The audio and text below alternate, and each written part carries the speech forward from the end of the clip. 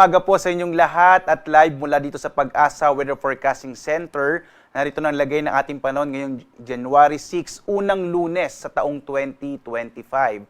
Sa ating latest satellite images, makikita nga natin may mga kaulapan na nagdadala ng mga pag-ulan, partikular na dito sa may silangang bahagi ng Visayas at Mindanao. Ito ay bahagi ng Intertropical Convergence Zone. Habang malaki naman yung tsansa ng mga pag-ulan, partikular na sa may silangang bahagi ng Southern Luzon. Sakop niyan yung ilang areas ng Calabarzon, ng Mimaropa, ng Camarines Provinces. Dulot naman ito ng shear line, maging ang bahagi ng Aurora ay maaaring makaranas ng maulap na kalangitan na may mga pag-ulan.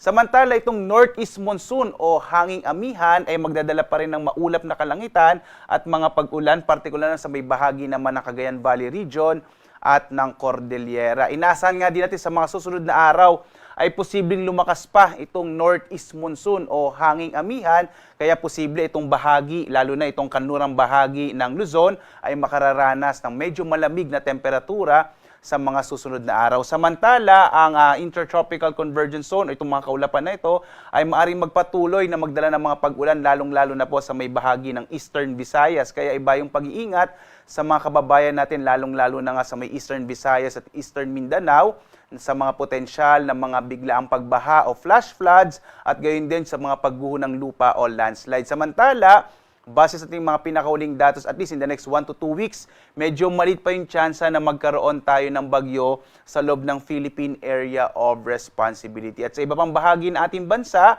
ay makararanas naman ng generally fair weather. Pero posible pa rin yung mga isolated rain showers and thunderstorms. At dito nga sa Luzon, inaasahan natin ang malaking tsansa ng mga pag-ulan, partikular na sa may bahagi ng Aurora, ng Quezon, gayon din sa may area ng Camarines Norte, Camarines Sur, ilang bahagi din po ng Oriental Mindoro, kasama yung Marinduque, yan ay dulot ng shear line o yung banggaan ng mainit at malamig na hangin. Samantala, ang northeast monsoon pa rin ang magdadala ng mga mahihinang pag-ulan, lalong-lalo na sa may bahagi ng Cagayan Valley at gayon din sa Cordillera. At kagayang binanggit ko kanina, inaasa ating lalakas itong northeast monsoon o hanging amihan sa mga susunod na araw. At sa iba pang bahagi ng Ilocos Region, kasama ang Central Luzon, ay asahan din yung mga isolated light rains habang dito sa may bahagi ng Kamaynilaan at nalalabing bahagi ng Calabarzon at Mimaropa ay makararanas ng mga isolated rain showers and thunderstorms. Although generally, fair weather po tayo dito sa may southern part ng Luzon. Agwat naman ang temperatura sa Lawag, 22 to 30 degrees Celsius. Sa Tuguegarao hanggang 25 degrees Celsius. Sa Baguio, 15 to 22 degrees Celsius. Habang sa Kamaynilaan, 22 to 30 degrees Celsius. Sa Tagaytay, 22 to 29 degrees Celsius. Habang sa Legazpi, 24 to 29 degrees Celsius. Maglalabas naman tayo ng mga thunderstorm at rainfall advisories kapag may namataan tayong mga kaulapan na maaaring magdala ng mga pag-ulan sa mga partikular na lugar dito sa ating bansa.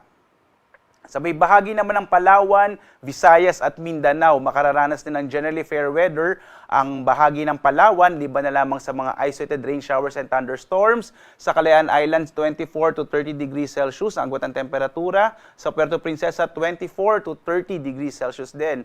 Malaki naman yung tsansa ng mga pag-ulan sa may bahagi ng Eastern Visayas. Mag-ingat po kayo, lalo na sa mga potensyal ng mga flash floods and landslide. Ito ay dulot ng epekto ng mga kaulapan na dala ng Intertropical Convergence Zone or ITCZ. Sa iba pang bahagi ng Visayas ay makararanas naman ng mga isolated rain showers and thunderstorms. Kadalasan nangyayari yan sa hapon hanggang sa gabi. Agwat ang temperatura sa Iloilo, nasa 25 to 31 degrees Celsius.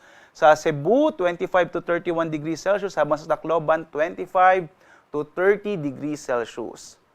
Malaki din yung tsansa ng patuloy na pag-ulan, partikular na sa may silangang bahagi ng Mindanao, yung area ng Caraga at Davao Region. Nakapagtala na tayo ng mga katamtaman hanggang sa kung minsan malalakas sa mga pag-ulan, lalong-lalo na sa may Davao Region. Iba yung pag-ingat po sa mga kababayan natin sa mga potential nga ng flash floods and landslides. Sa nalabing bahagi naman ng Mindanao, mga isolated rain showers and thunderstorms naman yung mararanasan, dulot ng mga localized thunderstorms. Ang agwat ng temperatura sa Zamboanga nasa 24 to 33 degrees Celsius, sa Davao 24 to 32 degrees Celsius, habang sa Cagayan de Oro 24 to 31 degrees Celsius. At sa ngayon nga, may nakataas tayong gale warning partikular na sa may Batanes at Babuyan Islands, dulot niya ng northeast monsoon.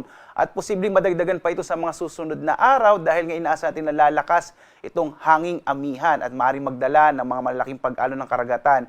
Iba yung pag-ingat po, lalong-lalo na sa mga maliit na sakyang pandagat, maliit na mga bangka sa bahaging ito ng ating bansa. Lalo inaasahan nga natin yung malakas na ihip ng hanging amihan. Samantala naman, ang araw natin sisikat mamayang 6:23 na umaga at lulubog, ganap na 5:41 ng gabi.